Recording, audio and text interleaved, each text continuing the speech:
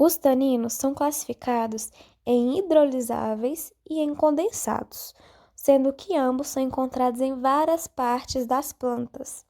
Os taninos hidrolisáveis, eles são encontrados principalmente em plantas lenhosas e em dicotiledôneas herbáceas, tendo como seu principal constituinte o C6C1, que é o ácido gálico. Ele também é constituído por um poliol central, onde suas hidroxilas são esterificadas com ácido gálico, conforme a gente pode observar nesse exemplo, onde a esterificação desse poliol central é máxima. Eles também podem ser subclassificados em galotaninos e em elagitaninos. Os galotaninos também são constituídos por um poliol central mais o ácido gálico, porém, existem ligações metadepsídicas entre os ácidos gálicos. Já os eligitaninos, eles possuem resíduos de HHDP, que é o acoplamento oxidativo entre os carbonos dos ácidos gálicos. Quando ocorre uma hidrólise ácida desse eligitanino, ocorre a liberação do ácido difênico, como a gente é observado aqui nessa figura, e ele se rearranja formando o ácido elágico, que é o que dá ao nome a esse grupo. E também é liberado o ácido gálico, que é o constituinte principal dos taninos hidrolisáveis. Agora, os taninos condensados são encontrados principalmente em plantas lenhosas e seu constituinte principal é o C6, C3, C6, que é o flavan 3-ol. E ele é condensado com o flavan 3,4-diol para formar esse grupo. Eles se diferem pela hidroxilação dos anéis A e dos anéis B, além da estereoquímica do anel C.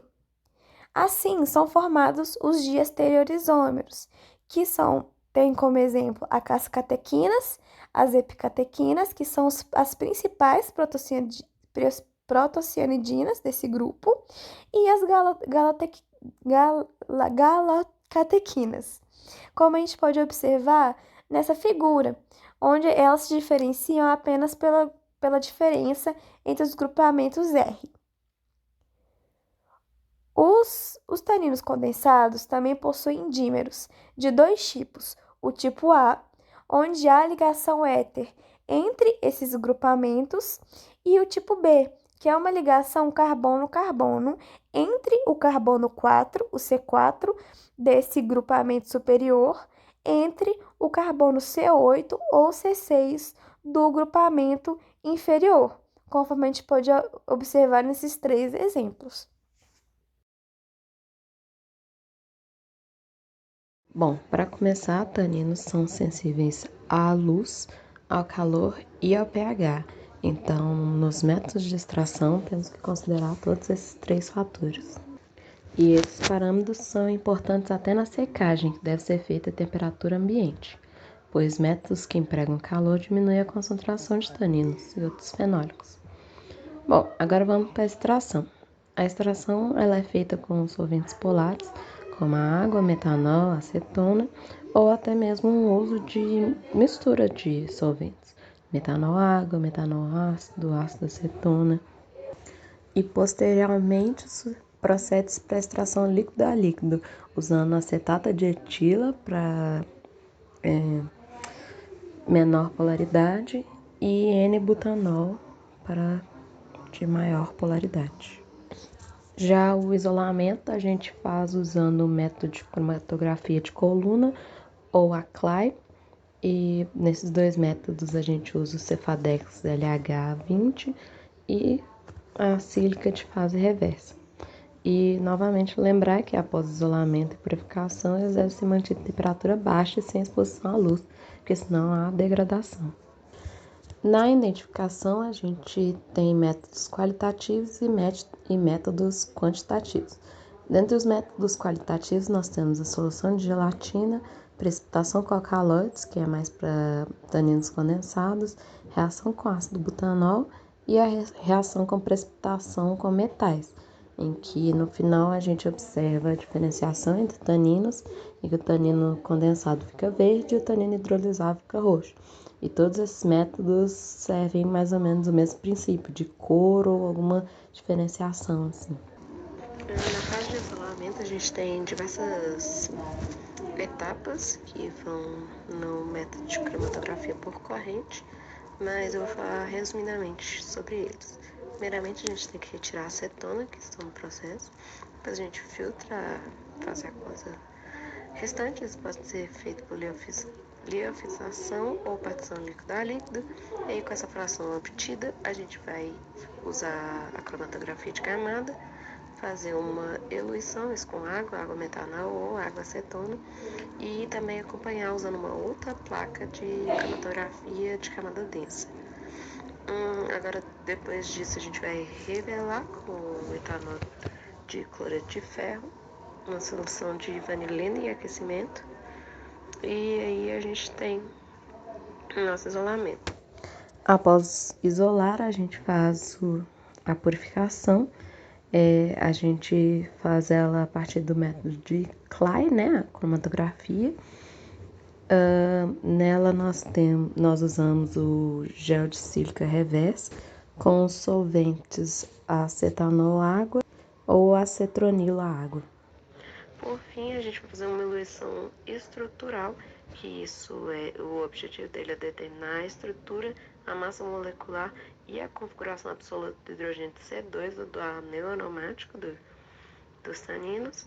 E nós fazemos isso por meio da espectrometria de RMNH ou RMN. Com relação ao emprego industrial dos taninos, eles podem ser utilizados no curtimento do couro, o que garante maior resistência. Além disso, sua capacidade de complexação com metais faz com que sejam utilizados em plantações de cítricos quando complexados com ferro. Já quando complexados com chumbo, são utilizados no controle de poluição, e quando complexados com cobre, são utilizados como biocidas para a preservação da madeira. Os taninos também são aglutinantes, reduzindo o fluxo de água, por exemplo, em barragens, estabilizando o solo e auxiliando na produção de borracha. Além disso, são utilizados na alimentação. Nas plantas, os taninos são sintetizados contra a herbivoria e contra micro-organismos, sendo que isso é possível uma vez que são capazes de diminuir a palatabilidade da planta, de dificultar a digestão por meio da complexação com enzimas digestivas ou proteínas e também são capazes de gerar produtos tóxicos a partir da hidrólise.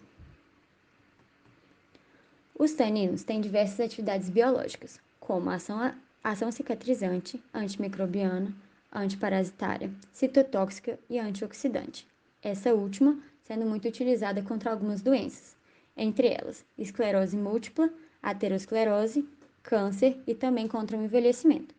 Além disso, a atividade biológica dos taninos também tem ação na insuficiência cardíaca congestiva, no reumatismo, em hemorragias, na diarreia, em feridas e queimaduras, em problemas estomacais e renais e em processos inflamatórios.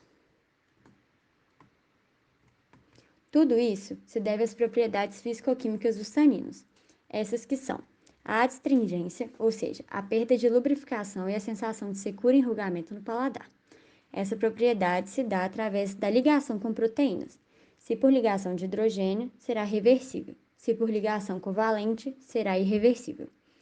Outra propriedade é a capacidade de complexação, que está muito relacionada à atividade biológica dos taninos, podendo se complexar com metais, proteínas e polissacarídeos.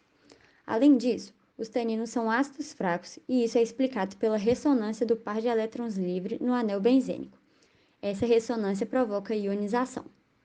Os taninos são pouco estáveis, devido à sua fotossensibilidade e, uma vez que possuem hidroxila, são polares. Por último, são oxidáveis, hidrolisáveis e capazes de absorver luz ultravisível no comprimento de onda de 254 nanômetros, e por isso são pigmentados.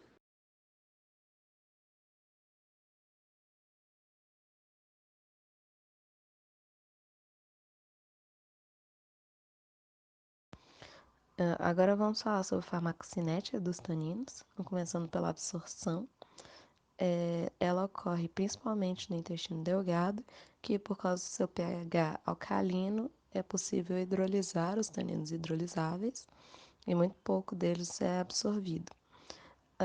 Também vamos falar sobre a biodisponibilidade, que é muito dependente da absorção. Assim, ele vai depender da classe do tanino, onde quanto menos polimerizado for o tanino, mais ele vai ser absorvido por causa de sua solubilidade na água, que aumenta. Também, agora por último, vamos falar da metabolização, que é feita principalmente no fígado, onde ocorre uma metilação e conjugação ao ácido glucurônico.